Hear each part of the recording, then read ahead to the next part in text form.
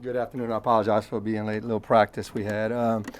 Last week was a great test for us to kind of see where we're at. And, you look at A-State and Little Rock, very, very good teams. I thought both games we were able to hang with them and just couldn't finish. It's kind of one of our worries in the past was finishing. And it seems like the last couple of weeks has been a little bit tougher for us to finish games, not to start. I thought we played against A-State pretty well the first three quarters, and then just kind of fell off the fourth, especially the last 3 minutes. And then with Little Rock, I kind of warned everybody the first half was going to be kind of boring.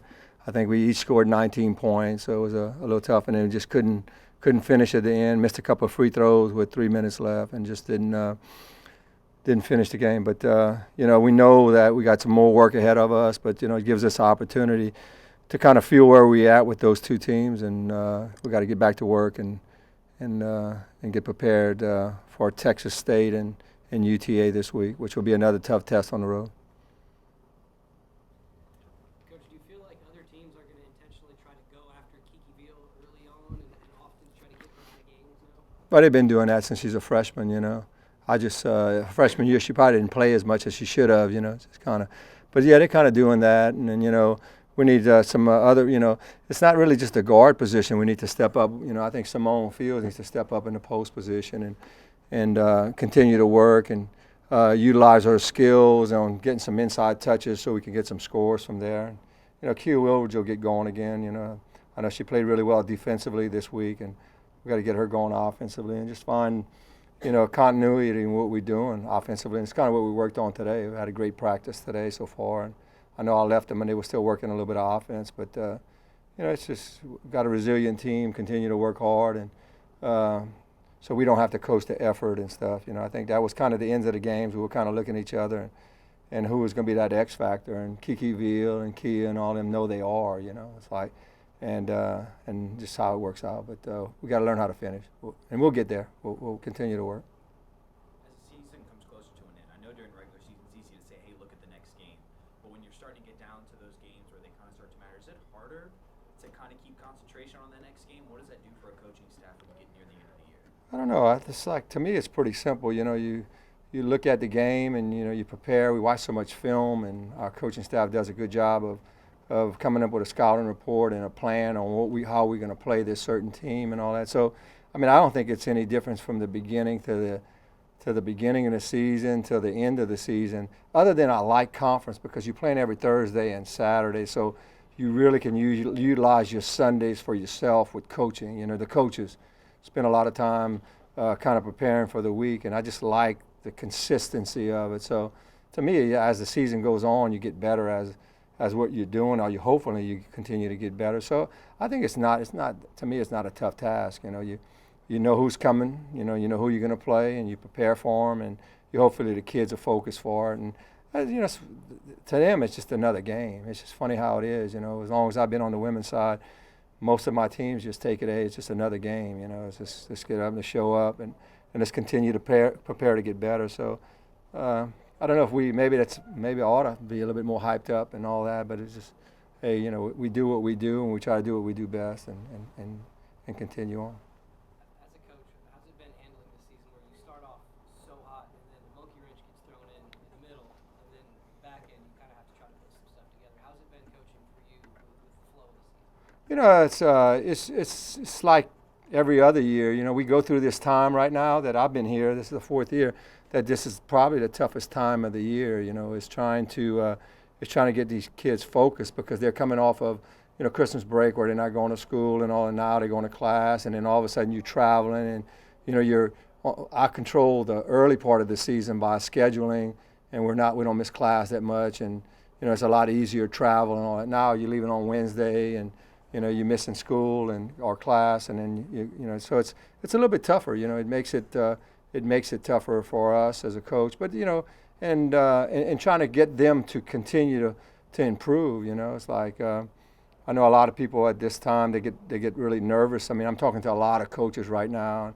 a lot of kids that are kind of down on what the season's going. How's their season going? I talk to a lot of coaches, and it's just part of the year. It's a grind. You got to put your nose down, and And I don't really get that worried about it, you know, because it's just the last 4 years or this last 3 years, you know, it's usually when we show up, you know, tournament time, I think we'll be ready, you know. So if we can be healthy and continue to get them to improve, I mean, you know, the A-States, the Little Rocks, the Troys and all that, you know, everybody will be there. Just who's going to be the hottest team at that time of the year, and we need to be that, you know. So, you know, how do you peak? How do you get kids to peak at the end of the year, you know? Do you automatically lose some games along the way? I don't think you do. I think you just keep on working and you keep on improving. And, you know, it's about, you know, when you get toward the end, it's about effort and attitude. You know, if your attitude is in it and your team's attitude, it's a team game for us, especially for us defensively. I thought, you know, this week we did all right, but there was a lot of times that we didn't do what we normally do good. And so we got to get them to do and be more consistent at what we were doing. And that's what I was saying at the beginning of the season, how consistent we were and the maturity was there. And then we had some bumps in the road, you know. You know, some things happened that we picked our head up and we started listening to other people instead of doing what we do best. Put your nose, you know, put your head down and let's keep pushing forward. And it's what we are, you know. It's what we're made of is kids that are going to work hard and fight through whoever we play. So I'm kind of excited. I'm really excited right now because I came out of practice. It was like, I know I got a championship team. That just to see what they just did and all that, we just got to keep it consistent, you know. And that's always been a little bit of trouble in the past. Hopefully this is the year that we get in the tournament, we can be really consistent. When you played Arlington here, and they, as far as when they tried to go inside out from the 6'5" center, when they tried to go out, it seemed like here you were able to prevent their outside shooters from having a lot of space and half-court opportunities. Did you do some things defensively that first time against Arlington that you can kind of look at or, you know, maybe have a good feeling about going into this, playing them again? Well, yeah, I mean, our game plan was to pressure their guards, and so that was going to eliminate a lot of the threes and stuff. And we didn't help off as much as we do off of the guards. We helped off the four-player, and so it kind of helped us. But then at the end of the game, we switched too, and, you know, we kind of tried to play in, you know, front the big girl inside and tried to do it in a different way. You know, we you know, you can guard post, you can side front, you can full front, and, you know, we tried to do some things in different ways, and it just kind of worked out for us. We were lucky enough that they missed some shots too early on, and I think their confidence level wasn't probably as good as it normally is because they can really shoot the ball. You know, the second half, I thought, well, really the whole game, I thought we did a good job of pressuring their guards, and, you know, that's one of the things that we're blessed with. Our defense can pressure, and there's not a lot of people in our league that can do that. You know, we're a pressure type defense, so it takes a lot of threes away, you know. And that's what was worrying me. I talk about defensive transition. That's where most of the threes are coming from. It's because we're sprinting back and we're not getting out and cover. So I'm worried about it when we go to UTA this time, you know. Are they going to be looking for transition threes and stuff, and we'll have to pick up early and locate those shooters and get out and cover. Needing that pressure from guards, does that make, I don't want to say like an X factor, but does that make Jody Quinn kind of maybe a little bit even more important this game as far as her doing a good job on the Yeah, her and Kiki. I mean, her and Kia. You know, her and Kia are mostly guarding their best guards, and, you know, we ask them to do a lot. You know, to find them pressure and you know, we pressure to contain them. You know, we try to force them one way or another, and you know, it's going to be important. You know, and then, you know, we're having more people playing now, trying to find that extra spot, and I think they need to be able to guard too. You know, they need to be able to help over and then cover out, and, you know, that's what we worked on today. Is we did a lot of defensive stuff today, and it looked a lot better, and I think they understood about us not helping up, and you know, I guess, you know, we kind of slipped from the coaching staff, especially myself, kind of slipped because I thought they understood it, and you know, we talked about it, we showed film, and we kind of went over some of the things that we don't want to do instead of not just the things that we want to do. Is we do not want to do this, and I think they got it because it looked. I tell you, we had a typical time scoring today against each other. You know, it's kind of fun. How difficult is it, talking about foul trouble with Kiki and Kia, to try to keep them in the game but not affect the way they play? Because they play a lot of pressure defense and attack the basket. How hard is it to try to keep them out of foul trouble the way it's hard. You know, I think that's one of the things that's most affecting us more than anything is when we have either one of them go out, then we have to go with a different lineup, and they're so good offensively and defensively, and they both like to reach, and they both like to, you know, they're really, really aggressive. And, you know, I was telling them, you know, you get to a point, I mean, you play enough with fouls, you get to a point to where you know when you shouldn't reach, and, you know, you know when you should jump stop. I mean, Kiki has a tendency to get charges a lot because she goes off of 1 foot and all that. And, you know, I said, man, anytime that you go to 3 fouls, there shouldn't be no one-footed runners or, you know, anything. It should be all jump stops. And we worked on that today, and it's something that she has to continue to, you know, play a little bit smarter, you know. Not just play hard, but play smart. And I think she's going to have to learn how to do that, you know, and quit a lot of the fouls are coming at the end of the game when she's reaching or it's a little hand check. And you know, it's kind of frustrating because they haven't called it all game, and then all of a sudden they kind of call it. But it's just part of the game. You just got to kind of keep your hands off and quit fouling, you know. But, yeah, I think that's hurt us a lot, especially, you know, you look at both games last week, and at the 3-minute mark we were down by 2 or we tied, and all of a sudden one of them go out with foul trouble, or both of them are out against A-State for a long period of time in the fourth quarter. So that was something that they need to be a little bit smarter with. And we are constantly telling them on the bench, you know, that you're in foul trouble. You got to get your hands off, And they're just aggressive, you know. They're just aggressive kids, and it's difficult for them not to be aggressive. After the game on Saturday, you mentioned team toughness was an area of concern.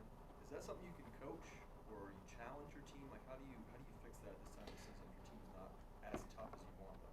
Yeah, I think it's a battle these days, you know, as a coach. And you know, we had a coaching meeting early this morning, and that's what we're talking about. Is really not the kids, you know, it's us. You know, that's our responsibility. I mean, I think that's what we're the best at. You know, it's not always about, everybody talks about the X and O's and what kind of defense you're going to run and all that, but how can you get your kid to play harder than the other team? You know, and I thought that's what Little Rock did at the end of the game. They played a little bit harder than us, and they were able to finish. And it's kind of our DNA is like we're gonna outplay you. And I was saying that in a media conference after the game was the fact that I'm not hearing that from y'all anymore. Man, this is the hardest playing team, and that's how I motivate my team. I'm like, man, nobody's saying anything about us. You know, we thinking that we're playing hard, but maybe we're not. You know, and so we got to go back to square one is what we're made of. We're made of kids that are going to get out there and play hard and pressure the ball and do whatever it takes to get a win. So that, I mean, but I think it's still on the coaches. You know, we got to find a lineup that's going to want to do that. And you know, Coach Deacon made a great comment. He said, "Coach, I don't hear you say on the line anymore." And so we didn't have to say it today because they went so hard. But I think that's going to be important when they're not going to when they get tired and all that. We got to be a little bit more disciplined, a little bit more consistent as a coach to make sure that everyone is from, you know, the kid that doesn't play, that's at the end of the bench, to the kid that plays 40 minutes is, you know, we expect this from you. You know, we expect you to go hard and have the attitude that, you know, to be coachable too. You know, so it's always a process. You know, and especially when you lose a couple of games along the way, and you kind of start to hang your head as a player. And it's our job to, hey, you know, we believe that we're moving in the right direction. You know, you're going to have some adversities. You know, how do they say that? You're either a winner or you're a learner. You know, and that's how I approach it. You know, we lost a couple of games, but that doesn't mean we're losers. You know, we played them close, so we got to learn from them. You got to learn why. What can we do better? You know, how can we get better? You know, and don't be shy from your weaknesses. You know, you're going to have some weaknesses in your game.